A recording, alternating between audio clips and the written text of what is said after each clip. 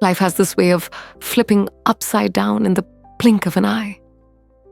One moment, I was on my knees, in the garden dirt, under my nails, trimming back those stubborn rose bushes.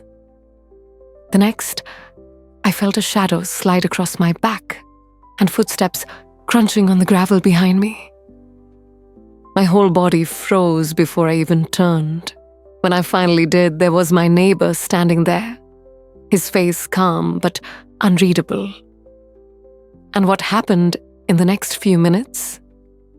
Well, it stayed with me ever since. Not just because it surprised me, but because it reminded me how real connections can slip into our lives in the quietest ways. Before I dive in, I'd love to know, where are you watching this from? Drop your city in the comments below.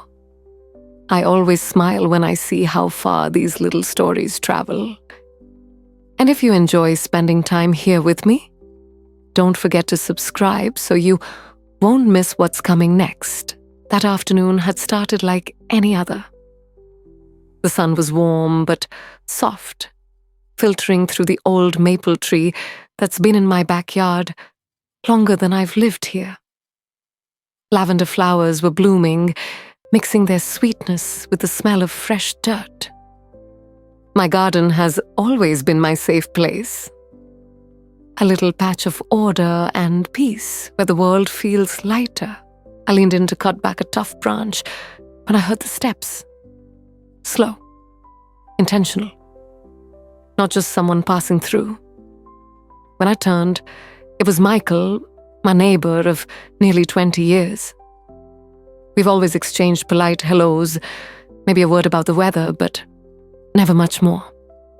He's a quiet man in his early 60s, salt and pepper hair, a bit untidy sleeves of his faded denim shirt, rolled to the elbows, sawdust still clinking from whatever he'd been building. "Didn't mean to startle you," he said, voice low and steady. "You didn't," I lied, brushing dirt off my apron, heart racing.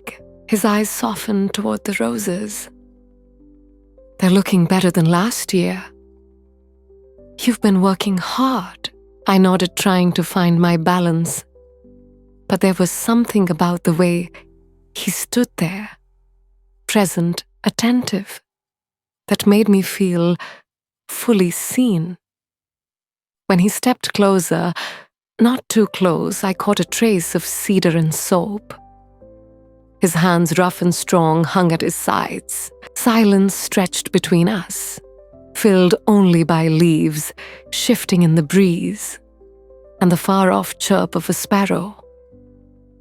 Then he asked quietly, "Do you ever get tired of doing it all alone?" The question landed heavy. Maybe he meant gardening, maybe something more. I didn't answer right away.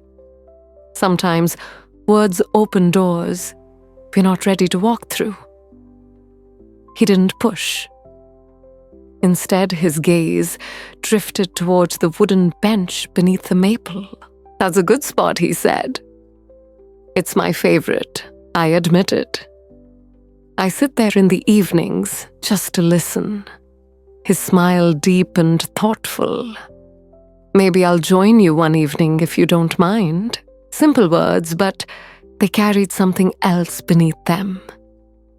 A small shift in the air I couldn't quite name. We ended up talking a bit about squirrels stealing my tomatoes, his latest carpentry project, nothing too big.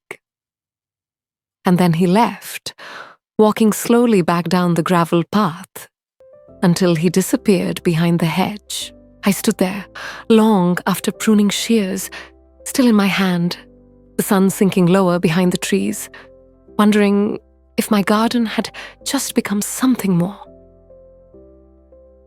Life has a way of surprising us when we least expect it.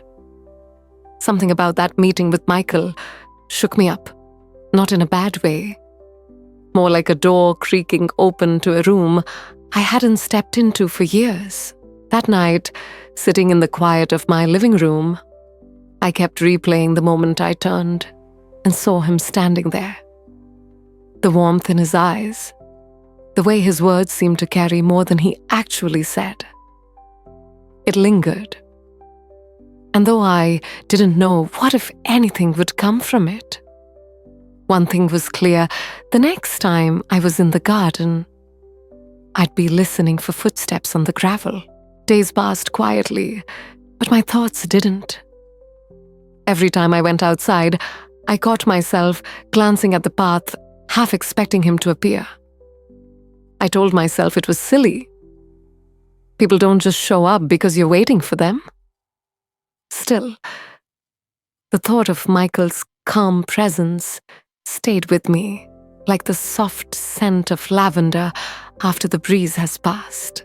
And then Thursday afternoon, it happened again. I was down on my knees, tugging stubborn weeds from between the stepping stones, when a familiar shadow stretched across the grass. My heart gave that same sudden jump, but this time I didn't freeze. I turned, and there he was, hands in his pockets, squinting a little against the sun. "Came to see if you needed an extra pair of hands," he said. I laughed. "You do realize this is voluntary hard labor, right?" "That's fine," he replied, crouching down beside me. I've always liked working with my hands. The way he said it, slow, steady, made the air feel different, heavier somehow. His denim sleeve brushed against my arm as he reached for a clump of weeds. For a while we worked side by side, no rush, just falling into the same rhythm. And strangely, it felt right. Like he belonged there in my safe place. After a bit, he sat back, wiping his forehead. "You've made this garden something special," he said. "It feels peaceful." I gave him a look. Peaceful isn't always how I describe it. Sometimes it's just plain exhausting. Maybe he said, his gaze lingering on me instead of the flowers. But it's the kind of work that leaves something beautiful behind. That's rare. The words sank in deeper than I expected. And we just stayed there, talking. About the seasons, about how the neighborhood had changed, about how neither of us could stand store-bought tomatoes. The kind of easy conversation that makes you lose track of time. At one point, he glanced toward the bench under the maple. "You said you sit there in the evenings sometimes." "I do," I said. Maybe tonight. The invitation was simple, but steady. And I found myself saying yes without even thinking. That evening, I carried 2 glasses of iced tea out to the bench. Michael arrived soon after, walking that same slow, deliberate pace. We sat side by side, close enough to feel the warmth, but not touching. The sky was painted amber and violet. Honeysuckle sweetened the air. We didn't talk much at first, just listened to the crickets, the whisper of leaves, the soft creak of the wooden bench. It was the kind of quiet that says more than words ever could. Eventually he spoke. "Most people rush through moments like this," he said softly. "Always thinking about what's next. I spent a lot of years doing that myself. And now I asked. Now he said, eyes meeting mine. I'm learning to notice things, to slow down. People too, not just gardens." I felt a warmth rise in me that had nothing to do with the summer air. I didn't answer. I didn't need to. The silence said enough. We sat there until the stars came out. And when he finally stood to leave, he lingered for a second, as if there was more he might say. Instead, he just smiled and wished me good night. As I watched him walk away, I realized something. Whatever was starting between us had its own rhythm, slow, steady, like the crunch of his footsteps on the gravel path. And for the first time in a long time, I felt no need to hurry it. Before I continue this story, I'd love to hear from you. Where are you watching from tonight? Share your city in the comments below. And if you'd like to follow along with moments like this one, don't forget to hit subscribe and turn on the little bell so you'll never miss what comes next.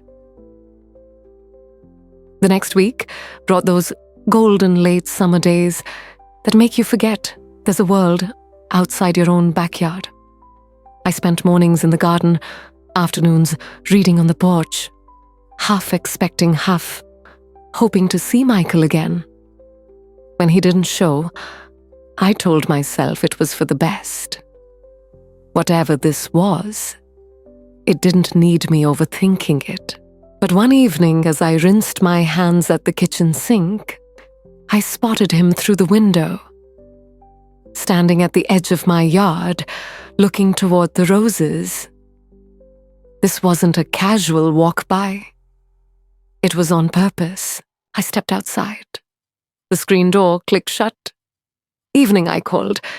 His smile came easy, though I sensed something else, hesitation maybe. Evening. I was on my way back from the workshop and thought I'd check on your progress. I laughed lightly. Progress is slow. Plants don't exactly hurry. He walked closer, hands tucked in his pockets. Neither should we. There it was again, that unspoken weight tucked between words. He glanced at the bench under the maple, then back at me. Mind if I sit? We settled in the same spots as before. The air was warm, wrapped around us, like a gentle blanket. Fireflies flickered in the grass. A dog barked once, then quiet. For a while we just sat, then Michael shifted toward me. Can I tell you something? I nodded, bracing for whatever might come. When my wife passed, he said slowly, I thought the quiet would be the hardest part. But it wasn't. It was realizing how much I'd stopped letting anyone in. People tried, but I kept them at a distance. Told myself it was safer that way. His words landed heavy the way truth always does. I understand, I said softly. I've done that too, in my own way. His gaze stayed steady on mine. Being here with you, it feels different. Like maybe it doesn't have to stay that way. Something in me shifted then. Small, but real. It doesn't, I whispered. We let silence ease over us, then almost as if sensing the moment needed something lighter. He reached into a paper bag and pulled out 2 ripe tomatoes. From my garden, he said, almost shy. I laughed. A peace offering, more like a promise. The heaviness softened into something gentler. We talked until the stars thickened overhead.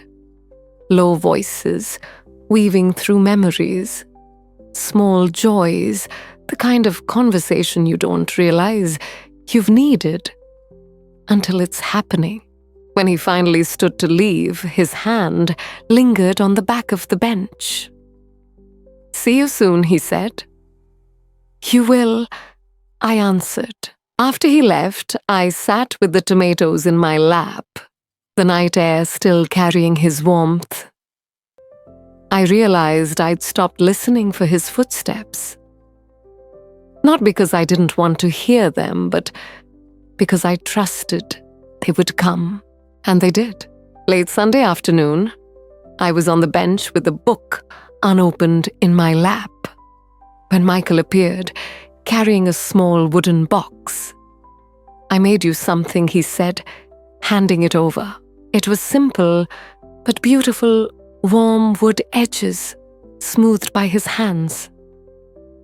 "It's lovely," I murmured, running my fingertips across the grain. "What's inside?" He smiled faintly. "Just a little space. For whatever matters." Inside it was empty except for the faint scent of cedar. And suddenly, I knew it wasn't about what the box held. It was about the offering. A place to keep what I chose to hold close. We sat there with the box between us, saying nothing for a long time. When I finally looked up, his eyes carried the same steadiness as the first day he'd walked into my garden. But now something more.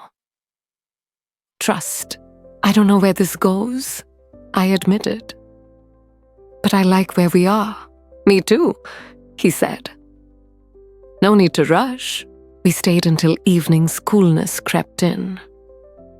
And when he rose to leave, he didn't take the box back. "It's yours," he said simply. That night, I placed it on the small table beside my bed.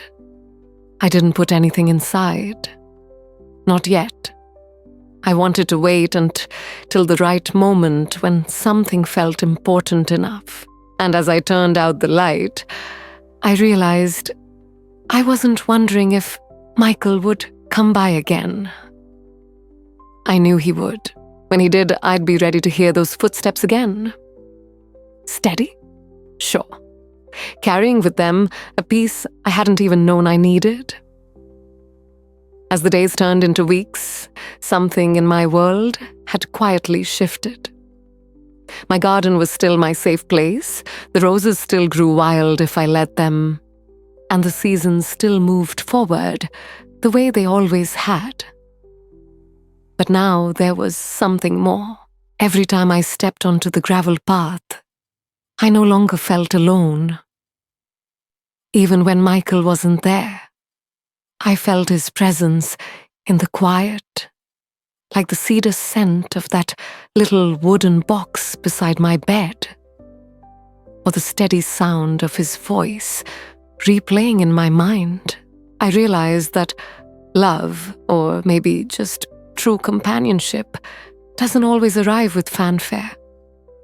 Sometimes it walks in slowly, gently, as steady as footsteps on gravel. And when it doesn't demand to be rushed. It just asks you to notice, to let it grow. So where this story goes from here, I don't know. But for the first time in a long time, I'm perfectly at peace with not knowing. Because I've learned that the best connections don't need to be chased. They simply arrive when the time is right. And I'll be here listening for those footsteps. Thank you for staying with me until the end of the story. Before we end, I would love to know, where are you watching from? Leave your city in the comments.